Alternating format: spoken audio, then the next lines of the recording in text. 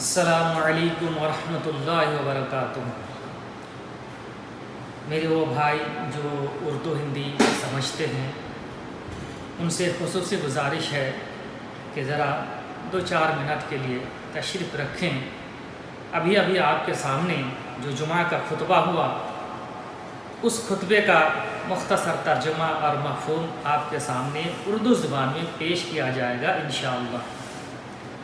الحمدللہ رب العالمین والصلاة والسلام علی رسولہ محمد وعلی آلہ وصحبہ اجمعین، اما بعد، قال اللہ عز وجل اعوذ باللہ من الشیطان الرجیم ان عدۃ الشہور عند اللہ 12 شہرا فی کتاب اللہ یوم خلق السماوات والارض منها 4 حرم ذلک الدین القیم فلا تظلموا فیہن انفسکم۔ میرے دینی و ملی بھائیوں، ابھی آپ کے سامنے جو جمعہ کا خطبہ ہوا اس خطبے کے اندر شیخ محترم نے خصوصی طور پر صوم یوم عاشوراء کے بارے میں گفتگو کی۔ میرے بھائیوں، یہ جو مہینہ چل رہا ہے وہ اسلامی ہجری سال کا پہلا مہینہ ہے، ماہ محرم ہے، اور یہ حرمت کے 4 مہینوں میں سے ایک مہینہ ہے۔ اللہ رب العزت نے ان 4 مہینے کا تقدس رکھا ہے اور اس کی عظمت بیان کی ہے، اور اسلامی شریعت کے اندر اس کا تقدس برقرار ہے۔ زمانے جاہلیت میں بھی اس کا تقدس تھا، احترام تھا، وہ لوگ اس کی حرمت کا خیال رکھتے تھے، اور اسلام میں بھی اس کی حرمت کا خیال رکھا گیا اور اس حرمت کو برقرار رکھا گیا۔ میرے بھائیوں، ان 4 مہینے میں جو حرمت والے مہینے میں اللہ رب العزت نے بیان فرمایا فَلَا تَظْلِمُوا فِيهِنَّ أَنفُسَكُمْ، ان حرمت والے مہینے میں اپنے آپ پر تم لوگ ظلم نہ کرو۔ ظلم سے آخر کیا مراد ہے؟ اس ظلم سے مراد قتل و قتال، خون ریزی، لڑائی جھگڑا، اور اس کے ساتھ ساتھ وہ تمام امور ہیں جن کے اندر اللہ رب العزت کی نافرمانی ہو، یعنی اللہ رب العزت کی نافرمانی بھی اس کے اندر شامل ہے۔ تو ان مہینے میں گناہ کے کام کر کے اور اللہ رب العزت کی نافرمانی کر کے ہم اپنے آپ پر ظلم نہ کریں، قتل و قتال، خون ریزی اور لڑائی جھگڑا ہم نہ کریں۔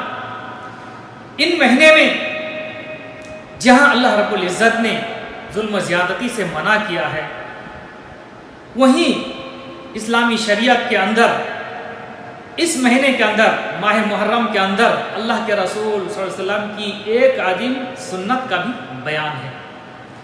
وہ یہ ہے کہ اس مہینے کے اندر زیادہ سے زیادہ روزے رکھے جائیں، اور خصوصی طور پر جو عاشوراء کا روزہ ہے اس کا اہتمام کیا جائے۔ اللہ کے رسول صلی اللہ علیہ وسلم کی حدیث ہے، آپ صلی اللہ علیہ وسلم نے بیان فرمایا افضل الصیام بعد رمضان شہر اللہ المحرم و افضل الصلاۃ بعد الفریضہ صلاۃ اللیل۔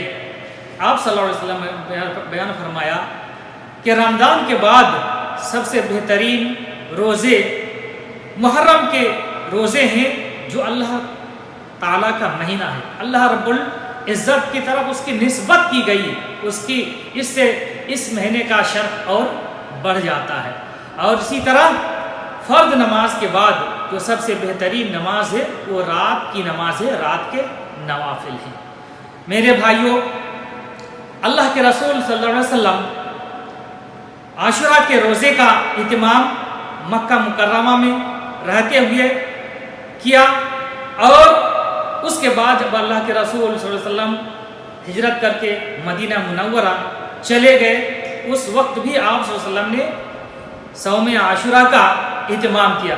عاشوراء کے روزہ کا اہتمام کیا، اور آپ صلی اللہ علیہ وسلم نے خود بھی روزہ رکھا اور صحابہ کرام رضی اللہ تعالیٰ عنہم اجمعین کو بھی اس روزے کے اہتمام کرنے کا حکم دیا۔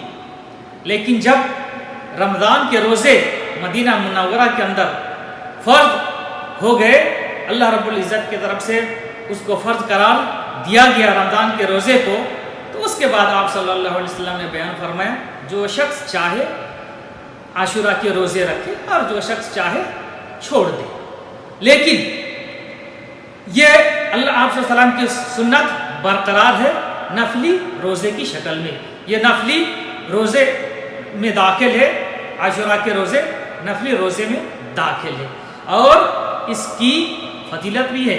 آپ صلی اللہ علیہ وسلم سے پوچھا گیا کہ اللہ کے رسول صلی اللہ علیہ وسلم اس روزے کی کیا فضیلت ہے؟ جب پوچھا گیا آپ صلی اللہ علیہ وسلم تو آپ صلی اللہ علیہ وسلم نے بیان فرمایا یکفر السنۃ الماضیہ کہ پچھلے ایک سال کے گناہوں کے لیے کفارہ ہے۔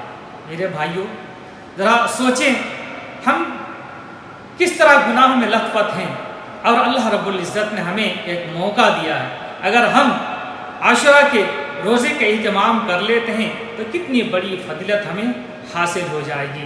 میرے بھائیوں اس روزے کا ہم اہتمام کریں اور اللہ رب العزت سے توفیق طلب کریں کہ اللہ رب العزت اخلاص کے ساتھ یہ روزے ہمیں کرنے کی توفیق عطا فرمائے، اور اللہ رب العزت ہمارے ایک سال کے گناہ جو پچھلے گناہ ہیں ان تمام کو اللہ رب العزت معاف فرما دے۔ میرے بھائیوں یہ جو روزہ رکھیں گے کیسے رکھیں گے؟ یہود جو ہے صرف 10ویں تاریخ کا روزہ رکھتے تھے۔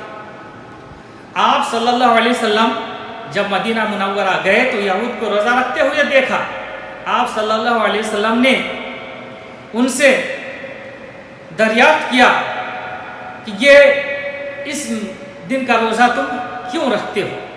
تو انہوں نے بیان فرمایا کہ اسی دن اللہ رب العزت نے موسیٰ علیہ السلام کو اور ان کی قوم کو فرعون کے ظلم و زیادتی سے نجات دیا، اور فرعون کو اور اس کی قوم کو غرق آب کیا، ان کو ڈبو دیا اور ہلاک کر دیا۔ چنانچہ موسیٰ علیہ السلام اس دن کا روزہ شکرانے کے طور پر رکھا، اس لیے ہم لوگ بھی اس دن کا روزہ رکھتے ہیں۔ تو آپ صلی اللہ علیہ وسلم نے بیان فرمایا فَنَحْنُ أَحَقُّ وَأَوْلَى بِمُوسَىٰ مِنْكُمْ، تب تو ہم زیادہ حق رکھتے ہیں اور ہم تمہاری نسبت موسیٰ علیہ السلام سے زیادہ قریب ہیں۔ چنانچہ آپ صلی اللہ علیہ وسلم نے روزہ رکھا اور صحابہ کرام کو بھی روزہ رکھنے کا حکم دیا۔ تو یہود جو ہے صرف 10ویں تاریخ کا روزہ رکھتے تھے، تو آپ صلی اللہ علیہ وسلم جب صحابہ کرام رضی اللہ عنہم اجمعین کو روزہ رکھنے کا حکم دیا تو صحابہ کرام نے عرض کیا کہ اللہ کے رسول صلی اللہ علیہ وسلم اس دن کا روزہ تو یہود بھی رکھتے ہیں۔ چنانچہ آپ صلی اللہ علیہ وسلم نے بیان فرمایا فَإِذَا كَانَ الْعَامُ الْمُقْبِلُ إِنْ شَاءَ اللَّهُ صُمْنَا الْيَوْمَ التَّاسِعَ، جب آئندہ سال آئے گا تو ہم لوگ 10ویں تاریخ کے روزے کے ساتھ ساتھ 9ویں تاریخ کا روزہ بھی رکھیں گے۔ آپ صلی اللہ علیہ وسلم نے یہ تمنا کی تھی، لیکن عمر نے وفا نہیں کی اور قضاء الہی کی بنیاد پر آپ صلی اللہ علیہ وسلم دنیا سے گزر گئے، اور آئندہ سال آپ صلی اللہ علیہ وسلم کو نصیب نہیں ہوا، اور آپ صلی اللہ علیہ وسلم یہ 9ویں تاریخ کا روزہ نہیں رکھ پائے۔ لیکن آپ صلی اللہ علیہ وسلم کی یہ سنت ثابت ہو گئی امت کے لیے۔ چنانچہ یہود کی مخالفت کرتے ہوئے ہم لوگ 10ویں تاریخ کے روزے کے ساتھ ساتھ 9ویں تاریخ کا بھی روزہ رکھیں گے، اور اگر 9ویں تاریخ کا روزہ ہم نہیں رکھ پائے تو 10ویں تاریخ کے روزے کے ساتھ ساتھ بعض علماء نے کہا ہے کہ 11ویں تاریخ کا روزہ ہم رکھ لیں گے، اس طرح یہود کی مخالفت ہو جائے گی۔ اللہ رب العزت سے دعا ہے کہ اللہ رب العزت ہمیں حرمت والے مہینے کا خصوصی احترام اور تقدس کو برقرار رکھنے کی توفیق عطا فرمائے۔ اللہ رب العزت نے جو سنت اس مہینے کے اندر، ماہ محرم کے اندر رکھی ہے، اللہ رب العزت ہمیں اس سنت پر بھرپور عمل کرنے کی توفیق عطا فرمائے۔ اللہ رب العزت خصوصی طور پر صوم عاشورہ کا اہتمام کرنے کی توفیق عطا فرمائے، اور اللہ رب العزت ہمارے پچھلے 1 سال کے گناہوں کا کفارہ اسے بنائے۔ اللہ رب العزت سے دعا ہے کہ اللہ رب العزت ہماری مغفرت فرمائے، ہمارے والدین کی مغفرت فرمائے، ہمارے اعزاء اقارب جو اس دنیا سے گزر گئے ہیں، ہمیں پتہ نہیں قبروں میں کیا حال ہے، اللہ رب العزت ان تمام کی مغفرت فرمائے اور ان تمام کو جنت الفردوس میں جگہ عطا فرمائے۔ اللہ رب العزت جب تک ہمیں زندہ رکھے، صحیح ایمان، صحیح عقیدے اور صحیح عمل کی توفیق بخشے، اور اللہ رب العزت جب بھی ہمارا خاتمہ فرمائے تو خاتمہ بالخیر فرمائے۔ وصلی اللہ علی نبینا محمد وعلی آلہ وصحبہ اجمعین۔ جزاکم اللہ خیرا۔